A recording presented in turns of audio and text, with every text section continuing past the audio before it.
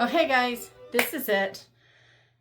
I think this is probably my most ambitious Jane Austen July ever for several reasons. But before we get to Sweet Little Jane and all the stuff that goes with that, there are three books.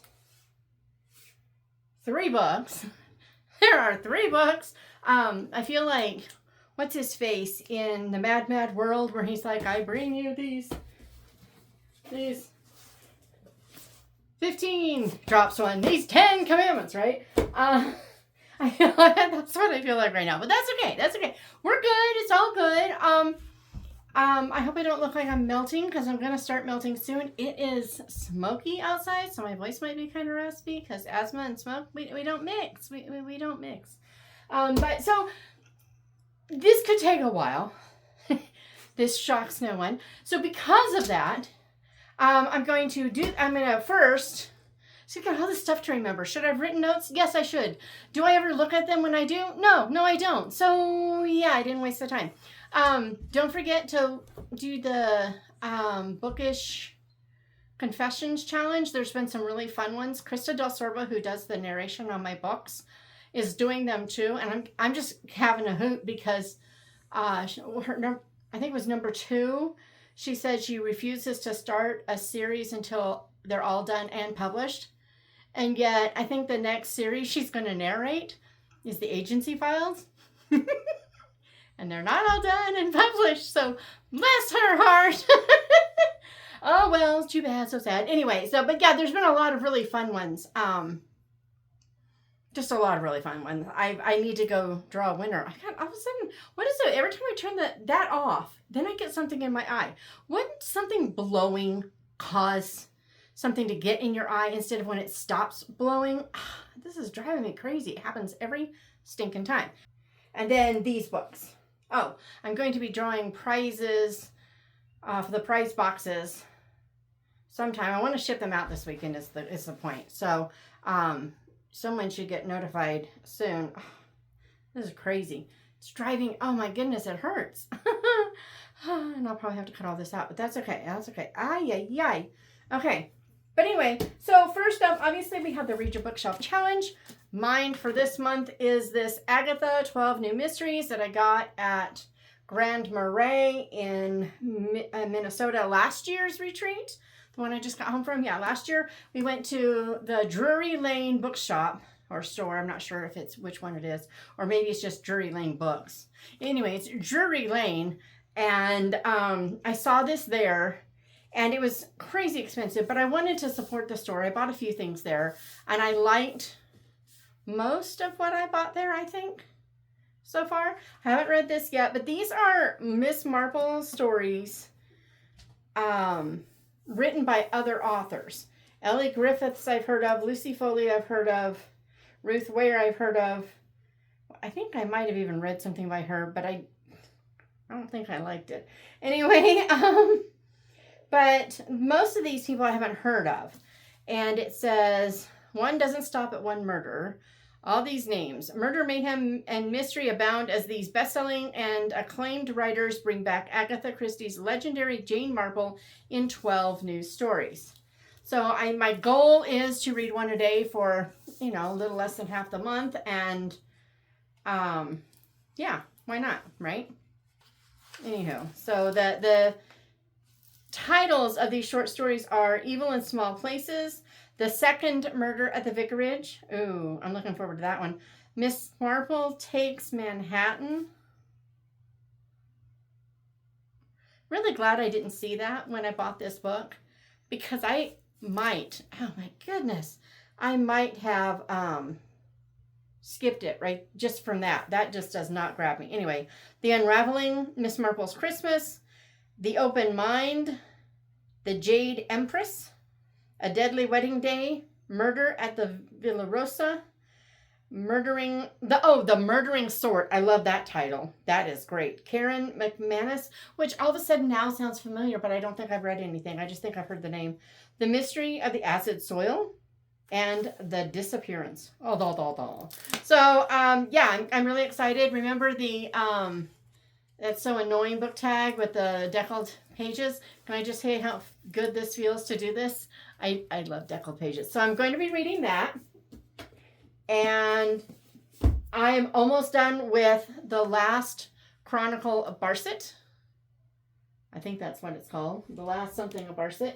Anyway, the last one of the Barsetshire novels. And I'm loving it. And I'm getting really nervous because we're getting close to the end. I think I've got 4 chapters left, something like that, and things are not wrapping up the way I want them to.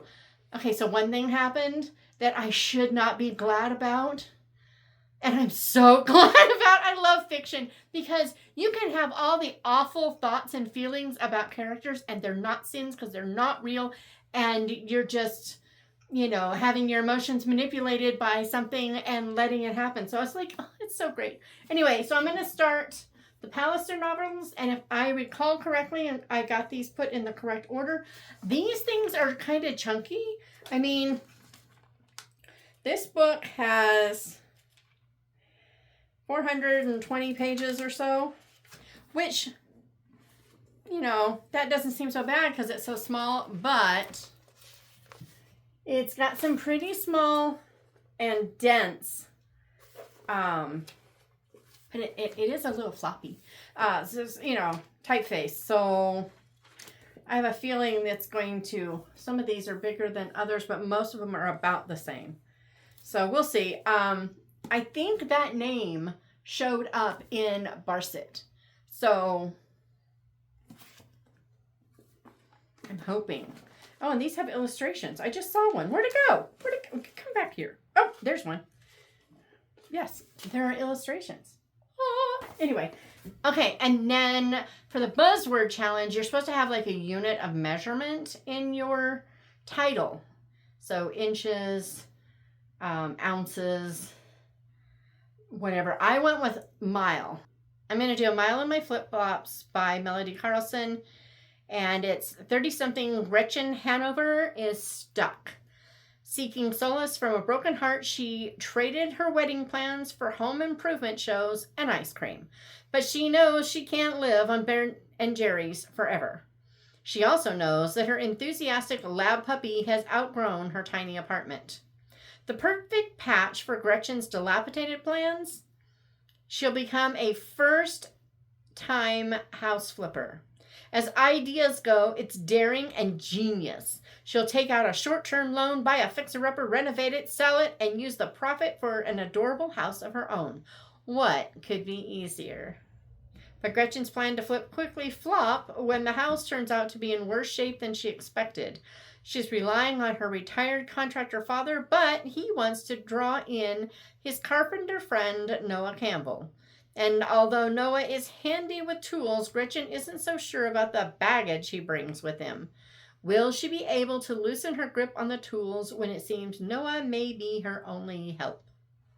I like how they phrased that. Noah may be her only help, not hope. That's so good. Yes. So it sounds like a lot of fun. Obviously, it's got to be a rom-com of some sort. It feels rom-com-y, but it sounds fun, and it's got Mile in it, and it flip-flops said summer, so I'm going with that. And also because, you know, it's very different from all this Jane Austen-ness we're about to get into. So yeah, Mile in My Flip-Flops. We're going with that. So those are my Jane Austen July books. Then I have the whole Jane Austen July and the prompts and all the stuffness, and I'm going to be doing a couple of things just slightly differently. So there are 2 read-alongs for this year. This year it's Sense and Sensibility. But so I'm going to be reading that one. It's the read-along, so yes. And they're also doing Sanditon and the Watsons both, since they're so short. I got this really cool copy on, I think it was eBay. It's all, guys, this thing is all, well, you can't see it from there. I guess Sanditon, Lady Susan isn't. But Sanditon has all these highlights and notes. It's so cool. And then the Watsons, I don't think has it. So I almost think someone bought this when the like TV series or, you know, whatever series came out and wanted to compare and see if they maybe I'm guessing, I haven't gotten to these yet, but I'm guessing that either they wanted to compare and see how they did, or they were trying to guess where they were going to take the story. I don't know, but I'm just getting a feeling, because this is actually a fairly new feeling coffee. The outside doesn't have any of the wear that some of that gloss gets. So I got those, but so those two, because those are the read-alongs, and they both fit the prompts. There's my water. So prompt was read one of Jane Austen's main 6 novels. Prompt 2 was read something by Jane Austen that is not one of her main 6 novels. That's pretty simple. So, and I have a feeling that these stay the same because they feel very familiar, all these prompts. I don't know that they change them at all because none of this feels new. But anyway, this one is one of the not main 6. This is one of the 6. But if I didn't have something else I wanted to do, I could have put Jane Austen's prayers in here. But I didn't because there's another prompt that I want to use that for. So there's those. And then the third one is read a nonfiction work about Jane Austen or her time. There's a couple ways I can do this. First of all, I have 4, and I'm pretty sure I'm going to be all that's in here is also, yeah, I think, yeah, she's got it's all in here. So I'm not going to have this. I always keep this up here on my little thing with my commonplace book and my little, I have this little thing that they got me in Scotland because I couldn't go. I was in the house recuperating. and I keep my little commonplace book where last year for Jane Austen July I wrote out all those prayers. And I think I'm going to do that again, but this year I'm going to do that in my Jane Austen journal that I made last year from Nick the Booksmith. Had a whole video on making one. She created this whole kit, and it was not very expensive. And so I'm going to write my Jane Austen reviews. Anything that has to do with a connection with Jane Austen, it's going in here. And so, yeah, I love this journal. And I didn't use it last year because I forgot, you know, when I made it, I forgot that we were going to have family here. And I'd be getting ready for them coming. And then I would have them here. And then you recuperate from the family, right? Because as much as I love them, they're still, you know, it's, your life has changed. And so you have to like recuperate. So I'm putting this back here, but I have these that I keep up here, but also with them, I keep, this is Eunice.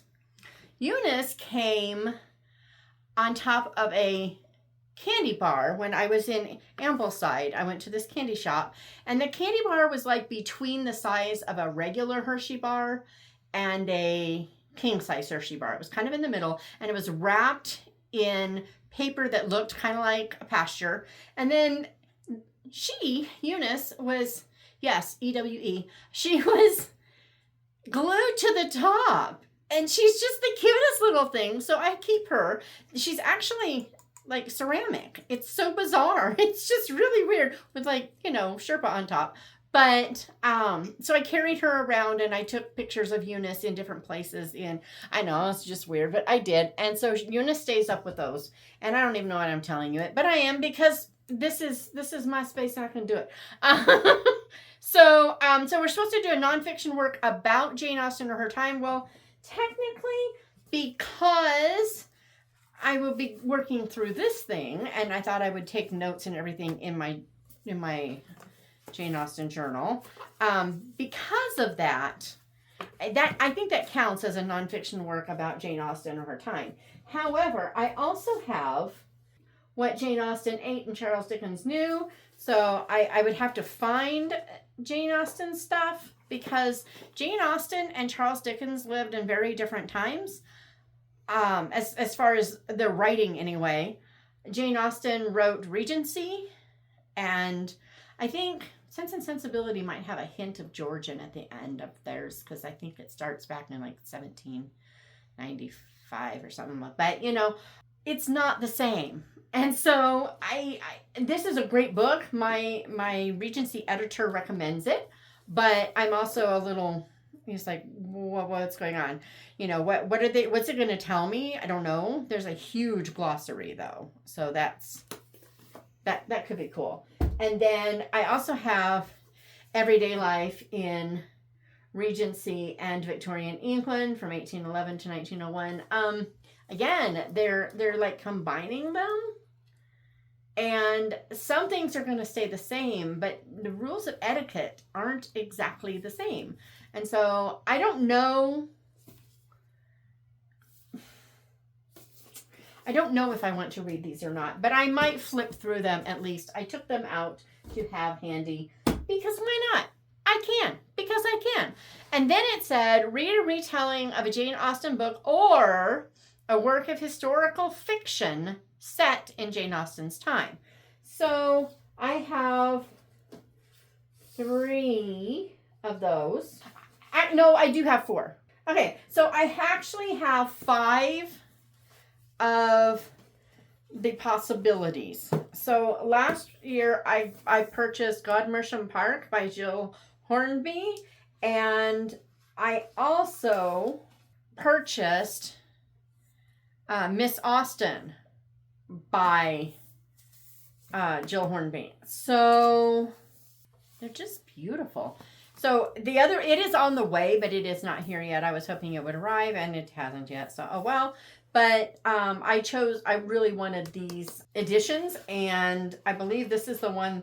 Yeah, this is the one that has a letter in it from a school to some children. I mean, some child's parents, talking about some disciplinary action. It's really funny. So I can read this one or Miss Austen. I don't know which or either. I can also, actually there's 6. Yikes. I can also read, anyway, Jane Dawson's Letters from Pemberley, the First Year. So this is epistolary between, I think, Elizabeth and Jane. Jane. So I don't know if there's others or not, but it says it's a continuation of Pride and Prejudice. This says book the first year, so I don't know if that means that there are subsequent books. That could be cool. But I have wanted to read it. I have heard really good things about it. So that is a possibility. However, I do have the late Mrs. Willoughby, which I feel kind of fits since we're doing Sense and Sensibility. And this one is it's a mystery. It followed the murder of Mr. Wickham, which I liked and disliked both. There was a lot about it that I loved. I truly despise what they did to Fanny Price / Bertram. It was terrible. They turned her into not only a sanctimonious, self-righteous twit, but a quivering, can't function female. And that isn't who Fanny Price is. And it just, she's one of my favorite characters, if not my favorite character. And they ruined her. And Claudia Gray ruined her in that book. I love what she did with Jonathan and Juliet. And I loved what she did with most of the characters. And the mystery was really cool. And the whys and all the good stuff. It was really good, except for where it was really bad. And so I'm hoping that we won't have any of that nonsense in this one. And we shall see. But this, I think, would be really cool because A, it's a mystery. Shatona loves her mysteries. And I do have the Agatha Christie mysteries, but I don't have anything mysterious in any of these other ones that I know of.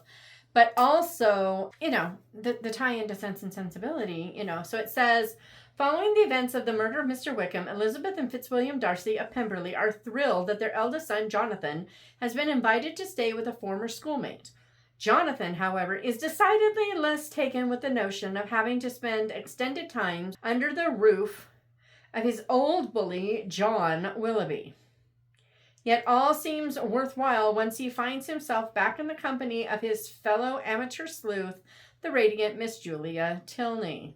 Catherine and Henry Tilney of Northanger Abbey are not entirely pleased to be sending their eligible daughter out into the world again. Particularly concerning, Juliet is visiting her new friend, Marianne Brandon, who has returned home to Devonshire shrouded in a fresh scandal.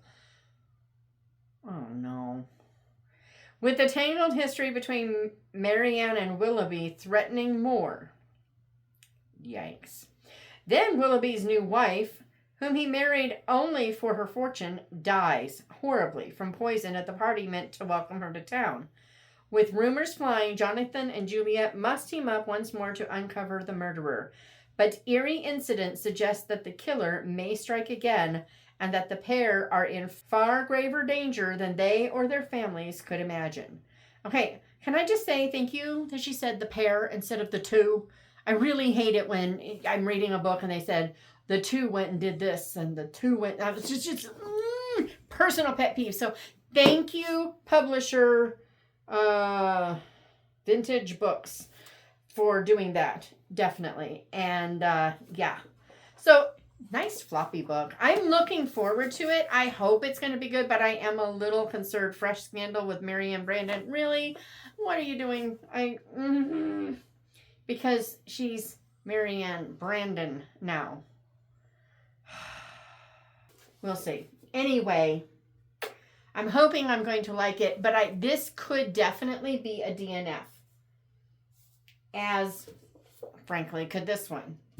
If those are DNFs, I have two other options. The first, and this is the second, this book is broken up into two parts, part 1 and part 2. This is the second part. My first part is gone. I have loaned this and it has not come back. This is Emma retold from the perspective of Knightley. And until I read this book, and I know I've shown this book before, I don't care. Until I read these two books, it is Charity Envieth Not and Lend Me Leave. And before I read those, I did not see what Knightley saw in Emma. I need to reread Emma after these to see if I can see it in there. Because now Emma is the author, Barbara Cornthwaite. It is her favorite of the Austen novels. And so she just did this. And it's really cool because the entire Emma story is in these books. And yet it's not just the same exact scenes told all over again. You get a whole new story with new subplots and everything in it too. But through the eyes of Knightley, I can see what he saw in Emma. And I loved that. How many times have I read these? At least twice. Maybe 3 times. But at least twice. I love these books. Because of that, if these other ones that I have don't, if these don't grab me, then, or the Miss Austen, so I mean there's 4 there, then I will probably reread these because I haven't had a Goodreads read of them. Or, depending on what she has available, Laura Heil has a YouTube channel where she's putting all her audiobooks. And I don't know which ones she does and doesn't have up, and I didn't go look. But among those audiobooks, I'm pretty sure her So This Is Love is on there, and that is Charlotte Lucas's story when basically Collins kind of loses his mind for a minute before they were married and is a little too fresh with her, and she calls it off and runs away. Thank you, Charlotte Lucas. Yes. And it's just giving Charlotte basically a better story. So that could be one. I know there's a couple of others that she's had that are up there. I don't know which ones she has up there. But if Darcy by any other name is one of the ones up there, there's no question about it. I will be reading that or listening to that while I'm doing stuff around the house and stuff, because Darcy by Any Other Name is one of the most brilliant stories ever. I love it so much. Darcy by Any Other Name is a kind of a Freaky Friday moment in a Jane Austen retelling. So what happens is Darcy and Mr. Collins are struck by lightning and end up in each other's bodies. And suddenly, after this, Elizabeth Bennet finds herself drawn to Collins, except it just shows that, what's on the outside is not who someone is, right? And so it's just this really, really, really cool thing that she's done. It's a brick. It's a chunker, but it is so good and it is so much fun. And if that's one of the ones she has up, I mean, it's a pretty big book. So I don't know if she's done the audio on that one, because that would be crazy expensive. But if she has, that one, there's no doubt I'll be listening to it. Even if I read every last one of these I've picked out, it's going to happen. But I think those are going to be this is it. This is what I'm going to do. One of them for sure is going to be great. I thought about reading some of the very Jane Austen's, it's a very Jane Austen Christmas, and there's a very Jane Austen, there are several. And now I can't remember any of them. Noel, there's a couple of Christmas ones. And then there's a very Jane Austen romance, which I will say has a novella in it that I wrote about Marianne Dashwood. And Marianne Dashwood, I took a lot of liberties with. So if you don't like any liberties taken, don't go near it. But if you like Marianne Dashwood's character in the 95 Sense and Sensibility, imagine her grown up with a little bit of Marianne and a little bit of Eleanor all kind of mixed in, and get her own, feisty little self. But she's like 24 now. And I had a whole lot of fun. She's staying with the Brandons to enjoy their library, and some guy has the audacity to show up expecting to be able to share that library. And he's ticked off because, wait a minute, I came to rest from all this and have time in this library, and here's this crazy girl who's just, I had a whole lot of fun. But Margaret has turned into a total little bookworm, and has a new stepfather who is I don't know, is he a victor or a rector, or he's one of those ors, or R's, or however you pronounce them. He's one of those clergymen over there in England, and bless his heart, everybody, he's a relation of Mr. Woodhouse.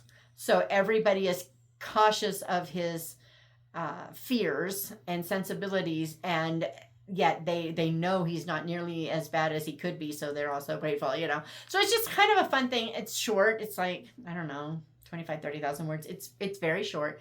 But if you are just looking for something short and you like Sense and Sensibility, and you don't mind that I did, draw from that rather than the book, as there's just not a whole lot of Margaret in that book, as far as so I just had fun with it. And so, but if you need something short for this prompt, that's in the A Very Austen Romance. And I think it might be on Kindle Unlimited. Pretty sure.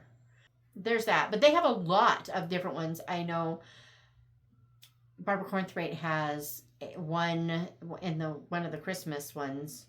I don't remember if it's Noel or Christmas. She's got Fanny Price and Edmund Bertram's engagement in that one. And I can't remember the name of the place, but wherever it happens, I think it's in the title of the story. Wherever it happens, I love what she named the house. It was so cool.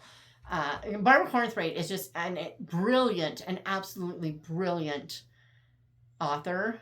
She does also contemporary cozy mysteries, but she is just, Laura Heil, who I was talking about, says that Barbara could write a grocery list and she would read it and love it. And it's kind of true.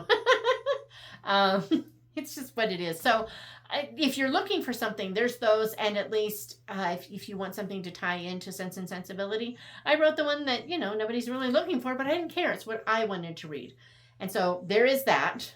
And then read a book by a contemporary of Jane Austen. So published between 1775 and 1817.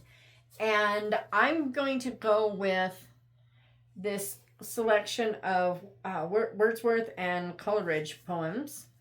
Oh, how funny. It even has an old-fashioned advertisement. Okay, so there's like 23 poems in this thing. I will probably just read one a day and call that good. Because we're supposed to watch a direct screen adaptation of a Jane Austen book. I'm going to watch both of the Sense and Sensibilities because there are things, and I consider that there are two. So I've seen several and I've read about several, and here's the deal.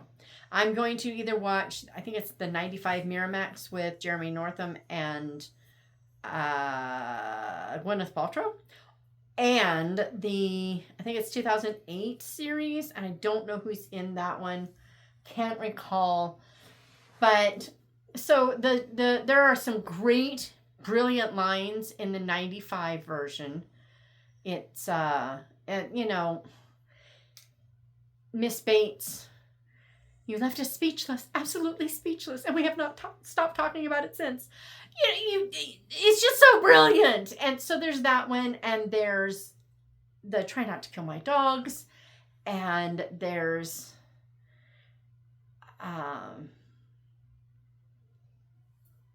Vanity on a Weak Mind, something. And that scene is really good. But then the one that he does, I hate John, I love John. It's that scene is so brilliant. Her prayer in the chapel, it just has something. I just don't know how else to put it. But and that big, beautiful oak tree, there's that, yes. But the thing about that one that is far superior to the other movie, which in most respects I consider to be far superior to the Miramax version, is the scene at Box Hill where she insults Miss Bates and she is rebuked by Knightley. Jeremy Northam nailed it. It was brilliant and perfect and amazing, and it fell a little flat with Johnny Lee Miller. Sorry, it did. That should be one of my bookish confessions, I think. So there is that. But I think I'll watch both of those at just some point. The second one is quite a bit longer, so I'll probably watch first one, get it out of the way, get all my, need for this other stuff, and then watch, maybe an episode a day or something like that on the other. But I'm doing those. So then it says, watch a modern screen adaptation / retelling of a Jane Austen book. Look, I've seen people recommend some. I've looked them up. I didn't really care for Clueless. I know, I'm terrible. I didn't care for Clueless. And you can only watch Bride and Prejudice so many times.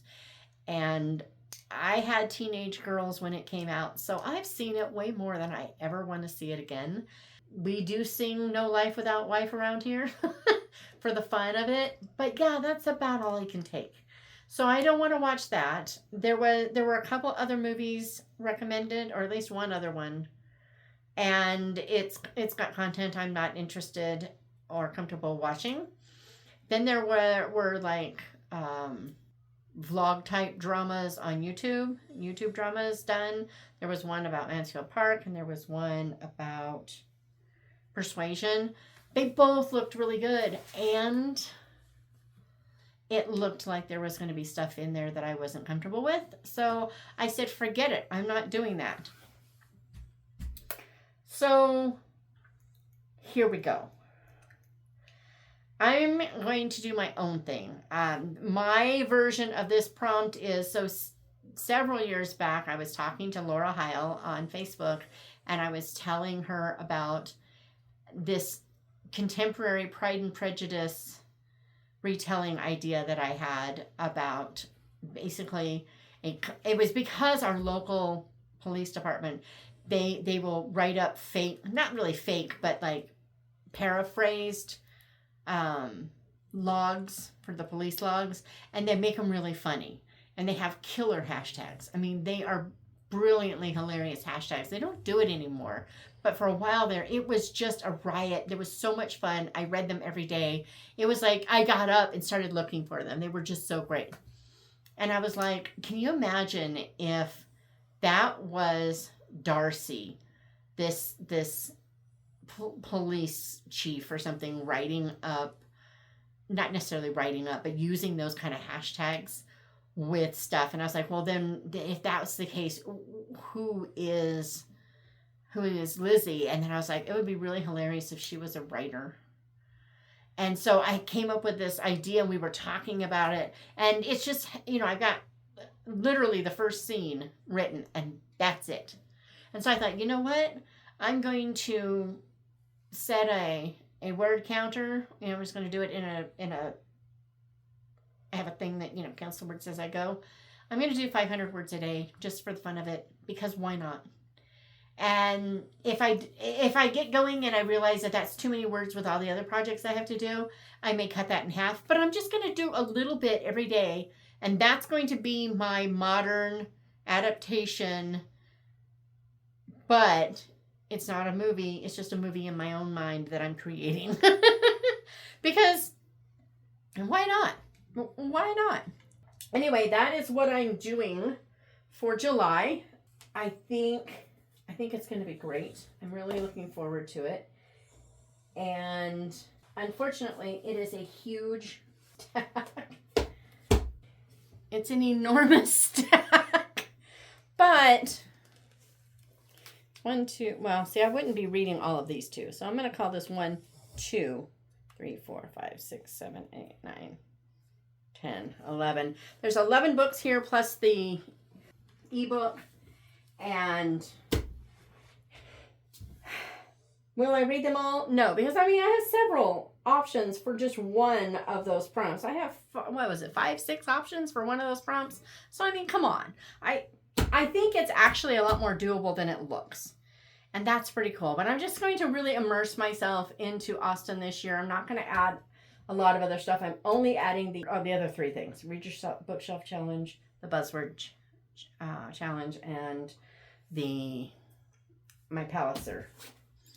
Those are the only things I'm adding. Everything else is Jane Austen this time, because why not? Why not? What you reading? Are you going to do Jane Austen July? Are you going to do anything for Jane Austen July? You don't have to read anything for it, but you can. And if you are, what are you planning? Yeah, this is what I'm going to be reading. And I'll be back on Monday with something, because like I said, every time I say I'm going to do something in particular, I don't. So I'm not saying it. I'll see you later.